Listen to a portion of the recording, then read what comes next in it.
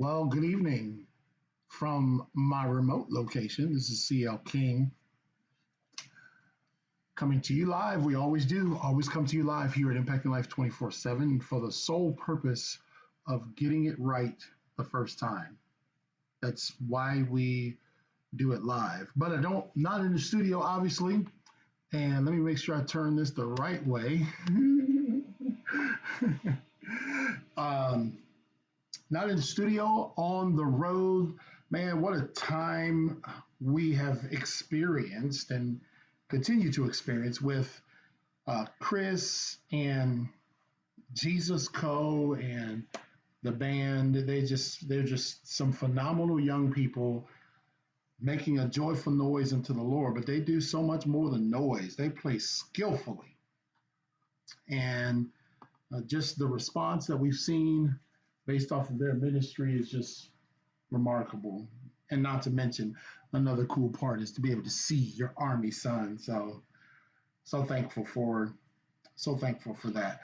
I also am here for, we haven't been able to host a podcast for several weeks because of travel commitments and because of health problems with me.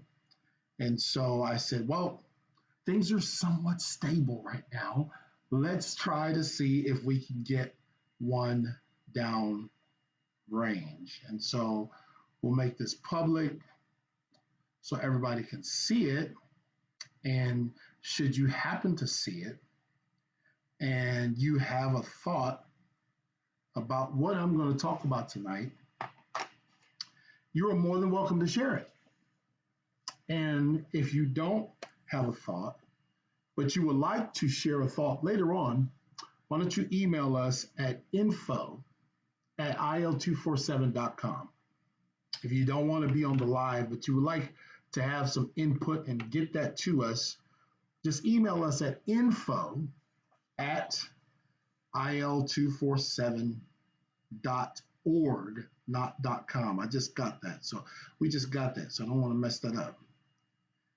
Email us at info@il247.org. Now, I want to tell you something that I've looked back through our podcast since 2019, and I'll just have to be honest with you, I'll be transparent with you that when we started this thing back in 2019, I believe that I was far more opinionated in the beginning than I probably have been in recent episodes. Trying to dance that fine line between having your opinion and not offending people. And that's never been the intention here to offend anyone. But that sometimes can happen. That sometimes very well can happen whether you intend to or not. And so sometimes it's just good to speak your mind and say what's on your heart and try to do it with compassion and love. And so, I was just looking at some things about what these mass shootings have, greater things that these mass shootings that we're seeing around the country, what they have released or what they have revealed about us as people. They have revealed some things about us as humanity.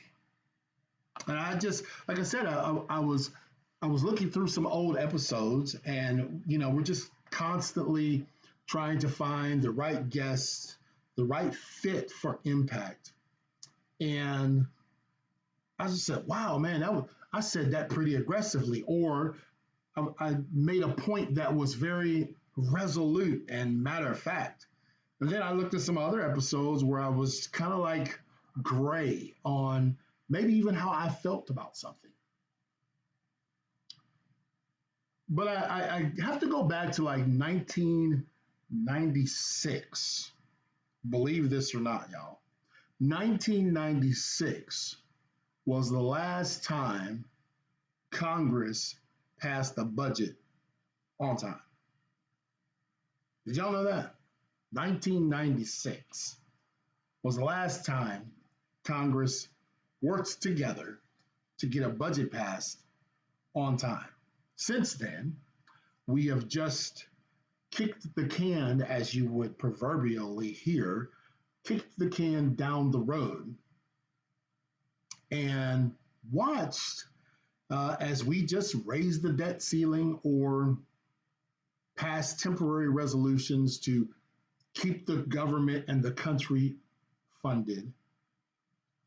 And I think that ties in to my thoughts on what mass shootings are revealing about us as humanity, where we are as a country.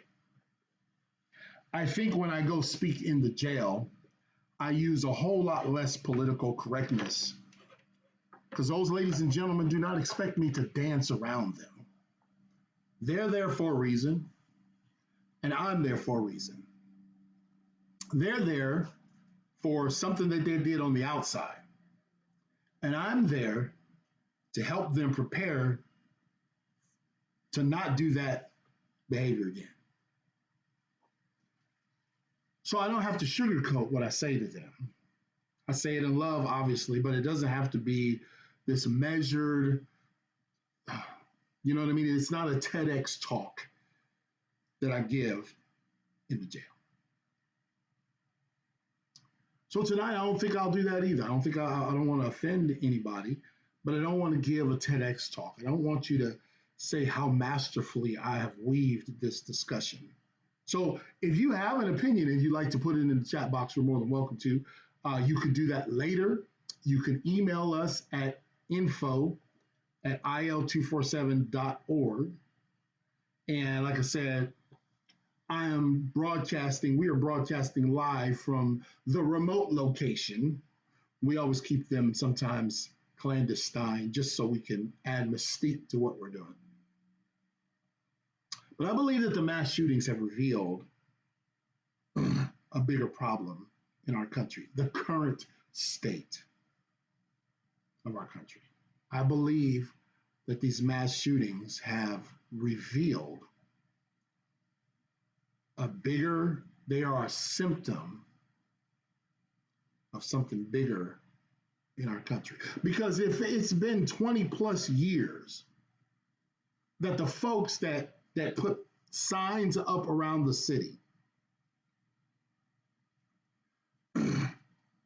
if it's been 20 something years that the very people that we send to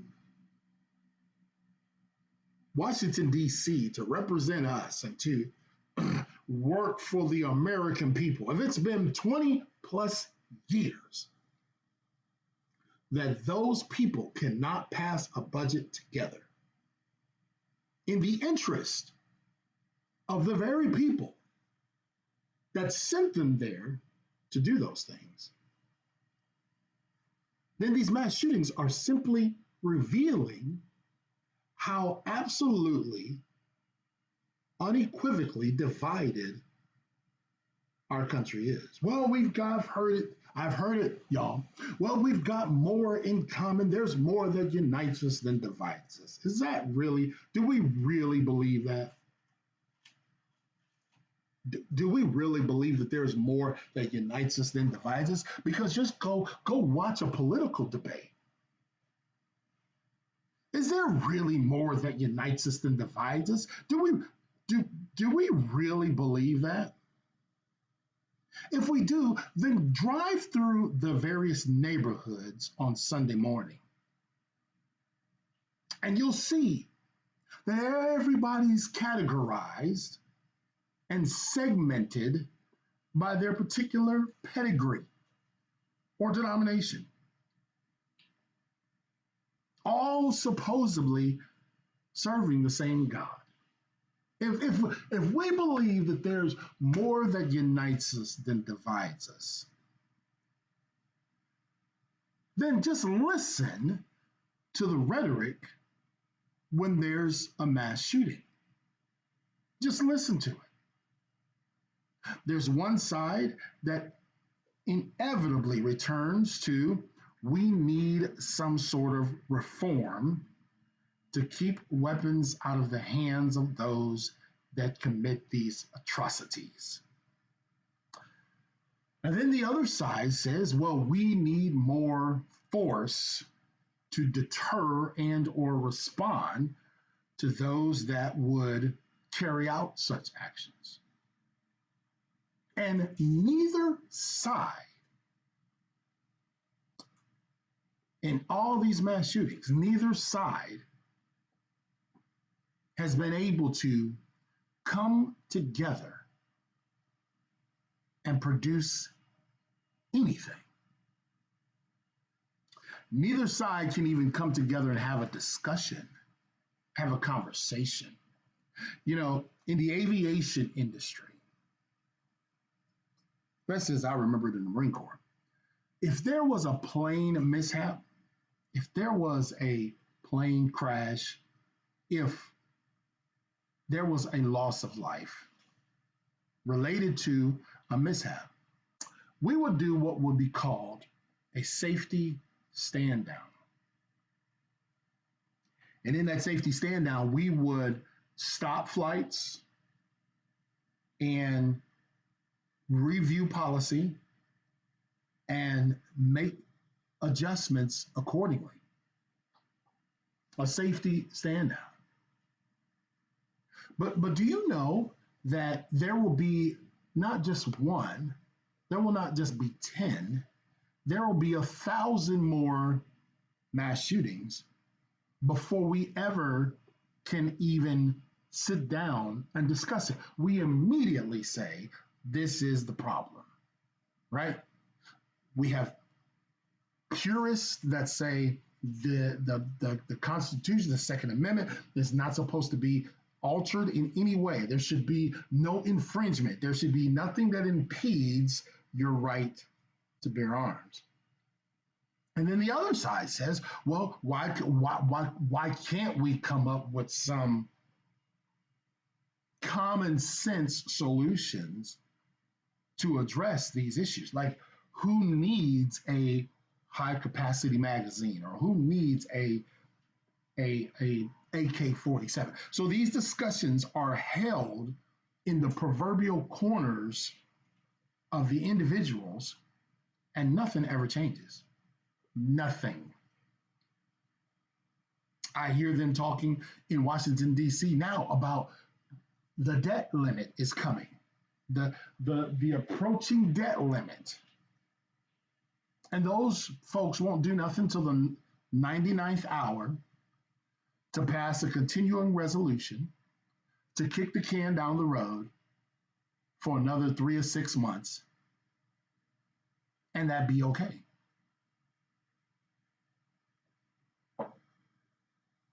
Now, if we see this on this level, on the national level, we see this on the United States level, could we drill down into maybe our individual cities, communities, streets, and say, are we really people that would be willing to sit down and have a discussion and come to a discussion without the preconceived idea that my way is the only way, that my way is right, and that's it? That's all I see out of Washington, D.C. That's all I see out of our political leaders, is that they run off of these hot button topics that can get them elected. They run off of what their base wants to hear. And then they get elected, and then they don't do any of the stuff that got them elected. because it's a cat and mouse game. It's this ping ponging off the wall. Well, it's the left. Well, it's the right. Well, it's the left. Well, it's the right. Well, it's the Methodist. No, it's the Baptist. No, it's the Lutheran. No, it's the Presbyterian. And I'm just like, I sit and I'm like, you know what? Maybe I should just stop speaking in all these different types of places, and just go speak in jails full time. Because in there's not a bunch of this. There's the waters are not muddied with ideology. Now, I know some of you on both sides of a discussion like this are saying, well, he was out. Who does he think he? Well, here's what I think. I think that we just continue these cyclic behaviors. We're okay with accepting them, and then we wait till the next crisis shows up. Right? We wait until the next problem arises. We wait until there's yellow caution tape wrapped around the building. We wait until there's candles and teddy bears and roses thrown in front of a place to create a visual. We wait until those times, and then we say something needs to be done. And with the rising of the sun and setting of the same, we return back to our hustle and bustle life. You know what I mean? That's why I can never be in politics. I would never, not for $300 million a year would I be in politics. Because who can truly be true to their purpose? Right? So you're supposed to come and represent a diversity of people. You're supposed to come and be the commissioner for everybody. You're supposed to come and be the mayor for the city. But you always come into office with an agenda. You come into the office with the agenda of the people that elected you, the people that helped you get elected, the people that got you over the top, your base. I don't know if there's anything wrong with that, but I'm struggling with this idea that we as human beings have lost the art of discussion.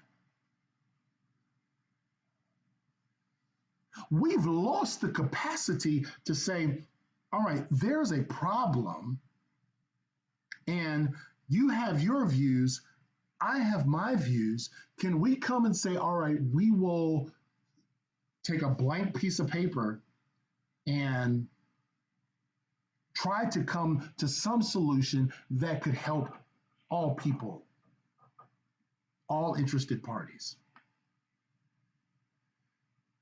I wonder if that's even possible.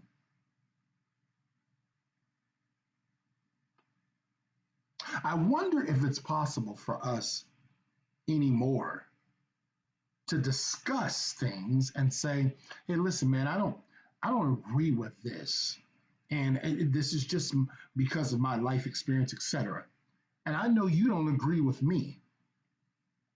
But if we're representing this whole city, how can we, the folks that they brought here, how can we come together in a way that reflects the desires of the whole? See, because I think about this often, man. Just traversing through the sacred hallowed grounds of Gettysburg yesterday. I thought about, man, the struggle of this country and so many different sides pulling to try to get somewhere. And everybody had their ideology of what was right. The North was right. The South was right. Slavery was right. Right? Everybody had their ideas until somebody said, no. I'm going to have to put my ideology, I won't move for this thinking processes. I'm going to have to put this down for a minute because I'm not just representing one element of society. I think about what Paul talked about. He said, to the weak I became as weak, to the poor, and so on. And he did that. So he said, man, I can't go in and be on my high religious horse on every discussion with somebody. I'll never win anyone. He said, I become all things to all men so that by any means I can save some. I'm not going to save all of them, but I will save none of them if I plant my stake in the ground and say, bless God, this just where it's going to be. And the other side will do the exact same way. The other side of the brain, the other side of the conversation, the panelists, they just going to come with their own way. And some people say, well, I just won't compromise. Okay. Well, then why don't we have anything in place to address this gun violence? Why don't we have anything in place to seriously address mass shootings? When COVID came around, we got serious and everybody was like, man, we need to take the shot or you're going to lose your job. Take the shot or you get out kicked out the military. Take the shot or you're going to die, right? We got bulldog serious. Like, this is the way it's got to be. Everybody fall in line or else.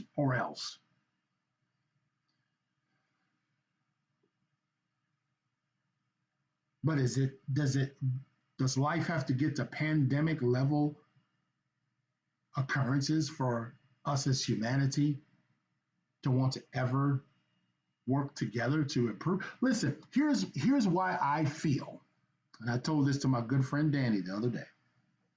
Here's why I feel that one solution for mass shootings in America will not work. One singular solution, one ideological leaning solution won't work.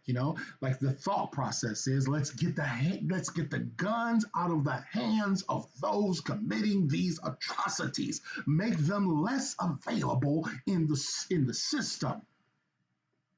And you can go and peel back the covers of areas that have done that in the US, that have strict rigidity in their gun law approaches, and crime is sky high. Because at the end of every mass shooting, here's what they say. Here's what they ask. Here's what they look for. At the end of every mass shooting, they search for motive. They search for motive. So you can't legislate motive. You can't put enough roadblocks in place to anticipate motive. You can't screen enough. You can't test enough. You can't prevent enough to augment motive.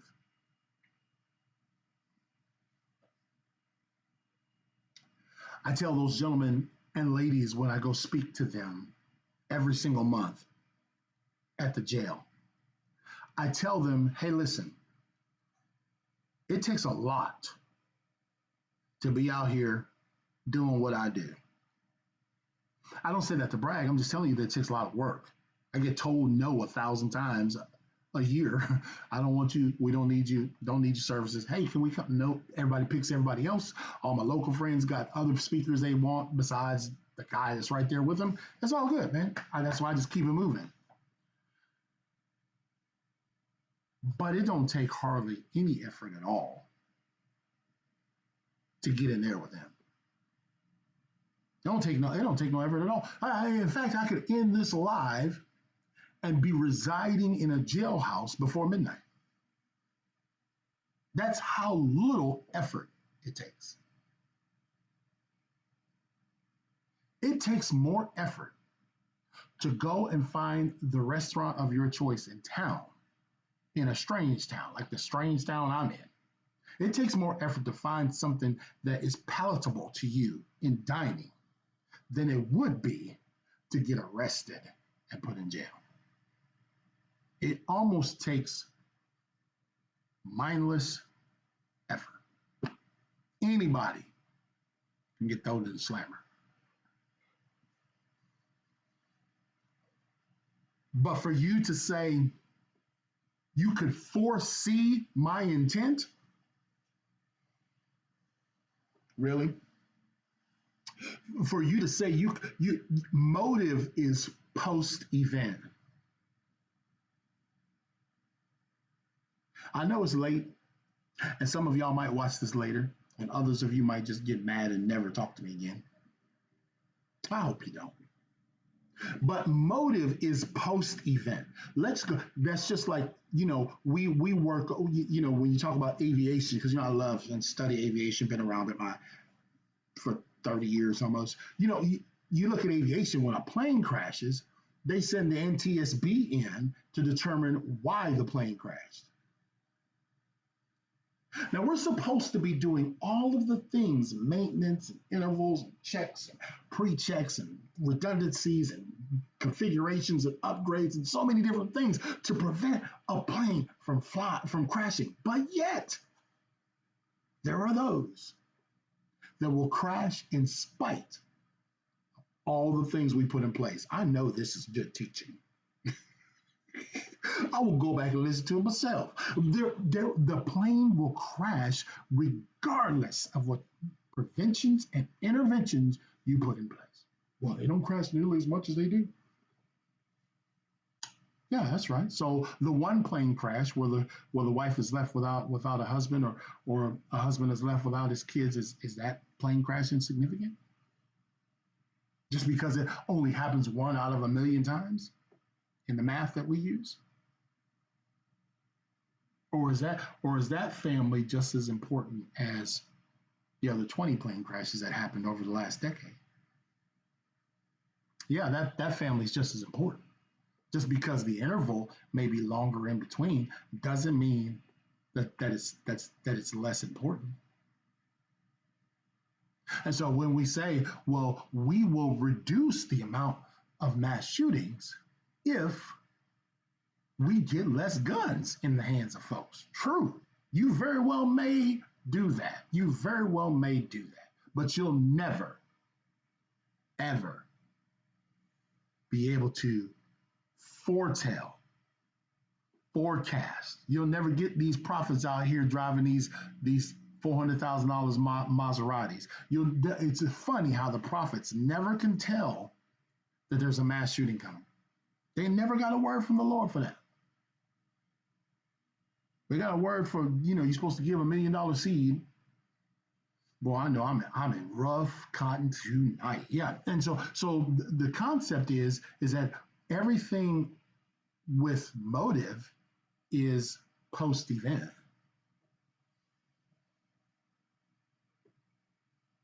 Everything with motive is post-event, y'all. And you can't legislate motive. You can't do enough evals to figure out motive because like I said, I could be C.L. King, the internationally known speaker, married, father of 7, and grandfather of 7, and could have nothing on my record, which I don't, and could go out here tonight and commit Harry Carey, and folks will be saying, I wonder why he did that. Noticing you had no podcast the last week or two, man, things must have just been terrible. We're trying to peer into a place that is a place that humanity can't get to. You can't get to motive. You can't prevent motive. Now, have we sat down as leaders and had this hard discussion? And then on the flip side of the conversation, is the Second Amendment without discussion? Is it without, is it without question? Like, yeah, you have the right to bear arms, but should everybody? Should they? Yeah, you have the right to bear arms, but should you bear them with with a blank check?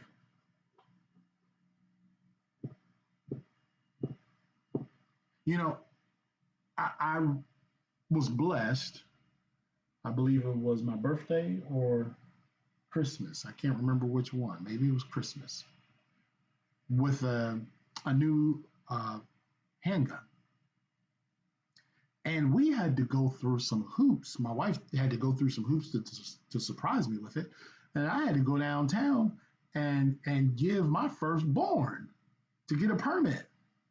And it was fine. They wanted a psychological thing associated with it. It was fine. Fine. I actually appreciated that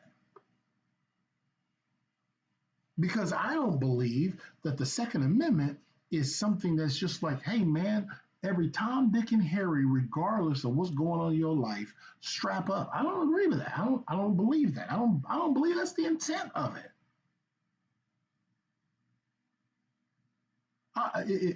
If you think you tough and you gonna beat on women, Second Amendment's supposed to cover you, and hey man, go out and get yourself a shotgun and a 9 mil, and you have a proclivity to put your hands on women and beat folks.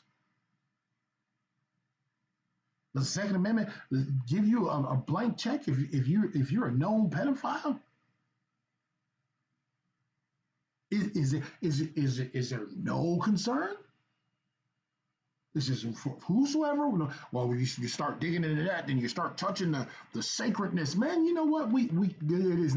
I don't believe it's. I don't believe it's a thing to make sure that you're responsible because the consequences of a firearm, the margins for error are very, very thin.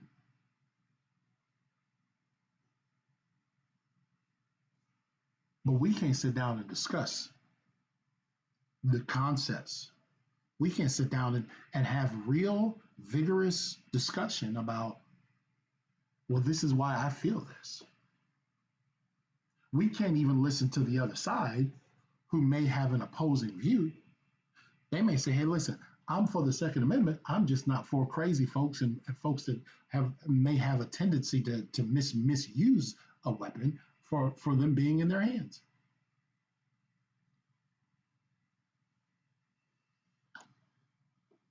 We can't even sit down and have a discussion. I've had it on this show twice. We've brought people on. I'm probably gonna do it another time. A panel of people saying, "Hey, man, the last one I did was how can we keep our schools safe?" And my thought process is that schools should be the safest place in our city. Our greatest commodity is there for 7.5 hours. I have heartburn pulling up on school campuses and seeing kids in single wide or double wide trailers. Why didn't we build these edifices where we could house all of the students up under one roof to reduce them being isolated from the more hardened walls that are safe inside the main campus, as opposed to a paper thin door and easy access of a trailer? I brought this discussion up, and folks have said, "Well, our schools don't need to look like jails compounds, and it doesn't represent freedom if we have." My thought process is I'm not for 1,700 armed guards on the campus, but I am for making sure that we're governing the traffic that comes into the building. I am for uh, making sure that y'all can put in work tickets in your school buildings for a door that won't close right, and access is allowed from the external. And somebody can just bypass the office. See, we have all these things in place for folks that obey the rules. We got the camera, you got to check in, put your ID in, and all that. We got all that stuff for folks that obey the rules. But what about for the folks that won't?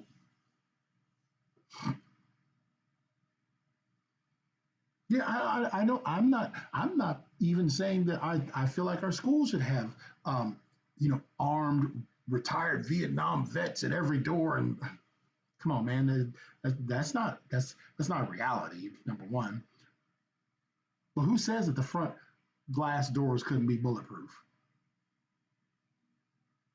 Who said who's why is that so why is that so we're making it an institutionalized looking facility. Well, it's a learning institution last time I checked.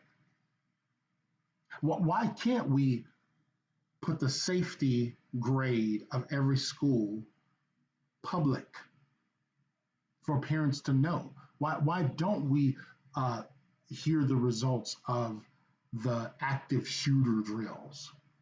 Because insiders who I know throughout the country, educators, etc., give me insights on what the active shooter drills are. They're just checks in the box.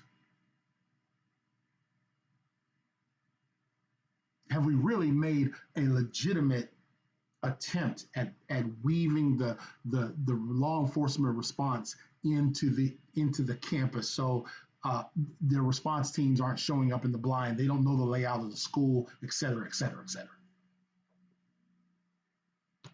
Man, it's so much more dynamic than just take all the guns away or give everybody a gun and put them at the front door. But we can't even sit down to discuss it. We can't even sit down and have a discussion about a path forward. We can't even put a temporary band aid on the situation while we work out better solutions. So this has been on my heart for a while, man. I'm concerned that all these mass shootings are doing is revealing how divided our country is. Because I looked at from the 1980s till now, all the mass shootings, 70+% of them were done with handguns. So sometimes we err in isolating one item. Sometimes we err in isolating one type. The type model series is not the biggest problem. It's the motive. It's the intent. Because if I'm a legal gun owner, which I am, I'm governed by a set of principles that says, under no circumstances would I ever utilize this weapon of force except in this extreme scenario.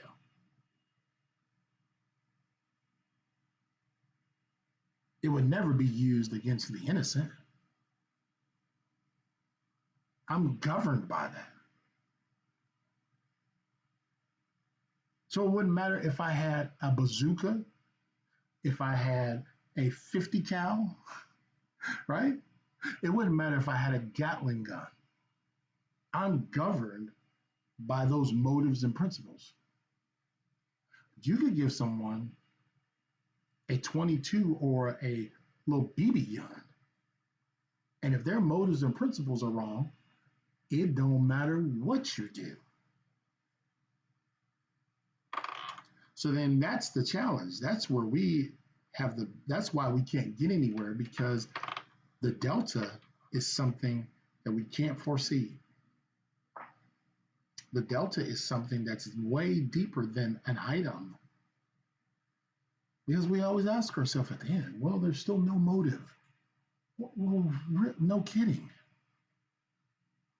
So so the motive so the reason why is because homeboy got let go at the bank, or he didn't get he got fired, or whatever the case may be. So what is it now that we can't let people go, or he got a bad evaluation on his work performances? Okay, so now because this could trigger you to go and commit Eric Carey, we can't give out evaluations anymore. Where does it end? I think it's the one of the largest snowballs of our time to try to measure and interpret the next intent and prevent it.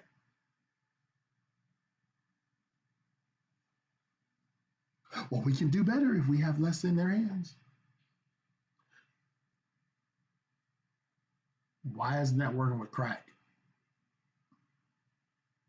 Why isn't that working with meth? Can somebody tell me why that's not working with fentanyl? Because it ain't supposed to be in your hands. And I just passed two very, very huge prisons, probably full of folks that have dealt it and used it. And they come in and go out on a cyclic rate.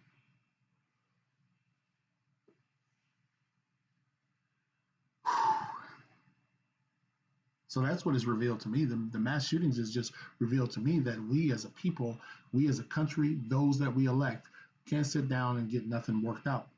The proof is in the pudding. We can't even pass a budget. Ain't done it in 20 plus years. So then you say, well, Dog King, what is it, man? Is that it? Is all hope lost? Well, man, my faith is still in God.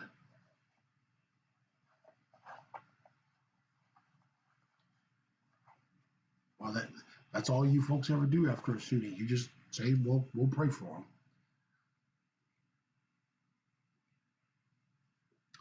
Programs, systems, processes, they are good for a season. And then humanity finds a way to supplant them, to circumvent them, to overcome them. But my faith is in God, man. And also my faith is in the hope that one day it won't have to be so bad for us to sit down and talk. One day it'll get to a point where we say, man, you know what? I know how I feel. I know what the D or the R is in the front of my name. I know that I'm a Baptist or a Presbyterian. But man, I want to hear what you feel. So, what do you feel? How does the United States of America come together on this topic? I'd be interested to know. Feel free to leave a comment or send it to us in an email, which would be info at il247.org. I may do a follow-up show tomorrow night on this topic or another very tough topic. But I'll be back tomorrow night, sometime tomorrow night. My schedule's a little hairy, but we'll find a way to get back to you. Okay, I'll try to come back around 7:30. All right, have a good night.